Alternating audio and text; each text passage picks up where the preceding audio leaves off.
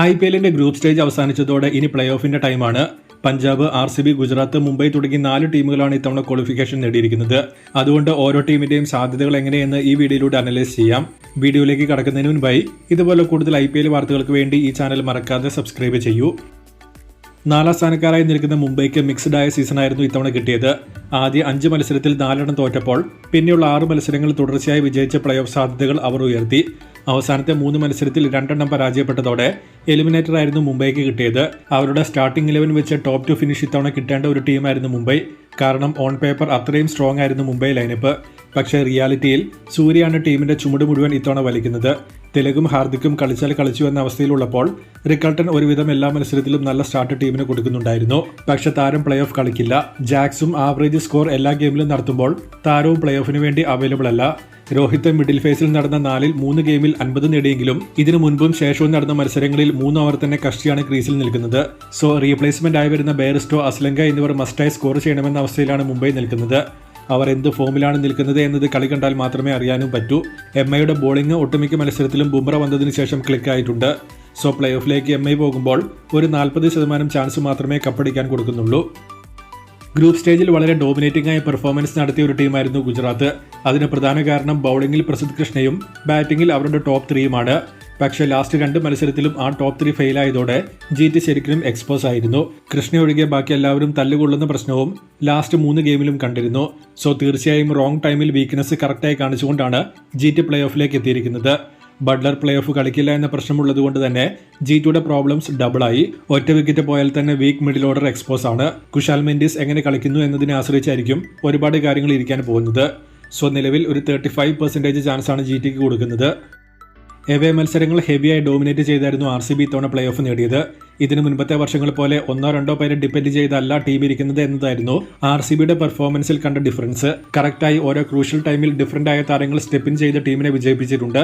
So far RCBയുടെ 14 മത്സരങ്ങളിൽ 10 different താരങ്ങളാണ് man of the match award നേടിയിട്ടുള്ളത്. RCBയുടെ ചരിത്രത്തിൽ തന്നെ ഇതാദ്യമായിട്ടാണ് ഇങ്ങനെ സംഭവിക്കുന്നത്. ബാറ്റിംഗ് ഡിപ്പാർട്ട്മെന്റ് കുറേയൊക്കെ സോർട്ട് ഔട്ട് ആണ്. പക്ഷേ കോഹ്ലി മെയിനായി സ്കോറിംഗ് നടത്തണം എന്നൊരു ചെറിയ പ്രശ്നം ടീമിലുണ്ട്. കോഹ്ലി നേരത്തെ ഔട്ടായ മത്സരങ്ങളിൽ ബാറ്റിംഗ് ലൈനിപ്പ് സമ്മർദ്ദത്തിലേക്ക് പോകുന്നത് കണ്ടിട്ടുണ്ട്. ഡേവിഡിന്റെ പരിക്കാണ് ലോവർ ഓർഡറിലെ ഒരു പ്രശ്നം. ലിവിങ്സ്റ്റൺ കളിച്ചു എന്ന് മാത്രമേ പറയാൻ പറ്റൂ. സോ ഒരു ബിഗ് ചേസ് വന്നാൽ പ്രശ്നം വന്നേക്കാം. ഇന്നലെ ലക്നൌവുമായി ചേസ് വന്നു എന്നത് കോൺഫിഡൻസ് ഉയർത്തുന്ന ഒരു കാര്യമായിരിക്കും. പക്ഷേ LSGയുടെ ബൗളിംഗ് അല്ല പ്ലേ ഓഫിൽ നേരിടേണ്ടി വരിക എന്നത് മനസ്സിൽ കരുതേണ്ട ഒരു കാര്യം തന്നെയാണ്. ബൗളിംഗിൽ ഹേസൽവുഡ് പ്ലേ ഓഫ് കളിക്കുമെന്ന് കാർത്തിക് പറഞ്ഞിരിക്കുന്നതുകൊണ്ട് ടീമിന്റെ 50% തലവേദന കുറഞ്ഞു. താരം ഇല്ലാതെയുള്ള ബൗളിംഗ് ആ ടിപ്പിക്കൽ RCB മോഡൽ ലൈനപ്പ് തന്നെയാണ്. കഴിഞ്ഞ 2 മത്സരത്തിലും 230-നടുത്ത് ഹേസൽവുഡ് ഇല്ലാതെ RCB ബോളേഴ്സ് വഴങ്ങിയിരുന്നു. ടീമിന്റെ ഓവറോൾ ബോളിംഗ് സ്റ്റാറ്റ്സും വിത്ത് ഹേസൽവുഡ് വിത്തൌട്ട് ഹേസൽവുഡ് ഡിഫറന്റ് ആണ്. പിന്നെ 2 മത്സരത്തിലും കണ്ട ഒരു പോരായ്മ ജിതേഷ് എന്ന ക്യാപ്റ്റനായിരുന്നു. പട്ടിദാർ പരിക്കുമാറി തിരിച്ചു വരുന്നില്ല എങ്കിൽ ജിതേഷിന്റെ ക്യാപ്റ്റൻസി ചോയ്സസ് RCBക്ക് പണി കൊടുത്തേക്കും. ലാസ്റ്റ് 2 മത്സരത്തിലും ബോളിംഗ് ചേഞ്ചസ് ഇത് കൃത്യമായി ചൂണ്ടിക്കാണിക്കുന്നുണ്ട്. പിന്നെ ഹേസൽവുഡ് വരുമ്പോൾ ഇതിൽ ഡിഫറൻസ് വരുമോ എന്നത് കണ്ടറിയാം. സോ നിലവിൽ 83% RCBക്ക് ചാൻസ് കൊടുക്കുന്നുണ്ട്. ഈ സീസണിൽ ബാറ്റ് കൊണ്ട് ഹെവിയായി ഡോമിനേറ്റ് ചെയ്ത ഒരു ടീമായിരുന്നു ടേബിൾ ടോപ്പേഴ്സ് പഞ്ചാബ്. കൊൽക്കത്തയുമായി മഴ മൂലം ഉപേക്ഷിച്ച മത്സരവും പിന്നെ ഡൽഹിക്കെതിരെ സസ്പെൻഡ് ചെയ്ത ആ മത്സരവും അന്ന് നടന്നിരുന്നുവെങ്കിൽ പ്രോബബ്ലി 22 പോയിന്റോടെ ടൂർണമെന്റ് പഞ്ചാബിന് ഫിനിഷ് ചെയ്യാൻ പറ്റുമായിരുന്നു. അവരുടെ ഏറ്റവും വലിയ സ്ട്രെങ്ത് ബാറ്റിംഗ് തന്നെയാണ്. പ്രിയാൻഷാര്യ, പ്രഭ്സിമ്രാൻ, ശ്രേയസ്, ശശാങ്ക് തുടങ്ങി 4 പേരും ടോപ്പ് ഓർഡർ, മിഡിൽ, ഫിനിഷിംഗ് തുടങ്ങി 3 ഡിപ്പാർട്ട്മെന്റിൽ ഓൾമോസ്റ്റ് കൺസിസ്റ്റന്റ് ആയി കളിക്കുന്നുണ്ട്. ഇവരങ്ങനെ കളിക്കുന്നത് കൊണ്ട് തന്നെ ഇംഗ്ലീഷ്, സ്റ്റോയിനസ്, വധേര എന്നിവർക്ക് ഫ്രീ ആയി വന്ന ക്യാമിയോ ഇന്നിംഗ്സുകൾ കളിക്കാനുള്ള ഓപ്പർച്യൂണിറ്റി കിട്ടുന്നുണ്ട്. അത് കറക്റ്റായി തന്നെ അവർ ചെയ്യുന്നുമുണ്ട്. തുടക്കത്തിൽ ഓവർ അഗ്രസീവായി കളിച്ച് വിക്കറ്റ് കളയുന്ന പ്രശ്നം പഞ്ചാബിനുണ്ടായിരുന്നുവെങ്കിൽ ഒരു ഘട്ടം കഴിഞ്ഞപ്പോൾ അത് മാറ്റി കണ്ടീഷൻസിനെ റെസ്പെക്ട് ചെയ്ത് കളിക്കാൻ അവർ തുടങ്ങി. ബാറ്റിംഗിൽ പോരായ്മ ഒന്നും തന്നെ പറയാനില്ല. ബൗളിംഗിൽ മാർക്കോ യാൻസൺ പോകുന്നത് പഞ്ചാബിന് ഒരു പ്രശ്നമാണ്. യാൻസൺ നല്ല ഇമ്പാക്ട് ഒട്ടുമിക്ക മത്സരങ്ങളിലും ഉണ്ടാക്കിയിട്ടുണ്ട്.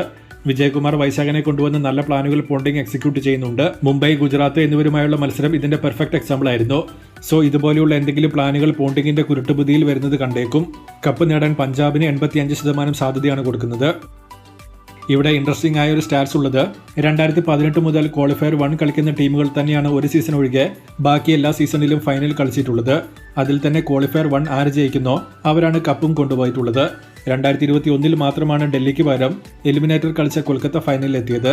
പക്ഷെ അവിടെയും ക്വാളിഫയർ 1 വിജയിച്ച ചെന്നൈ തന്നെയാണ് കപ്പടിച്ചത്. സോ കഴിഞ്ഞ 7 വർഷമായി ആര് ക്വാളിഫയർ 1 വിജയിക്കുന്നോ അവർ തന്നെയാണ് IPL കപ്പും നേടിയിട്ടുള്ളത്.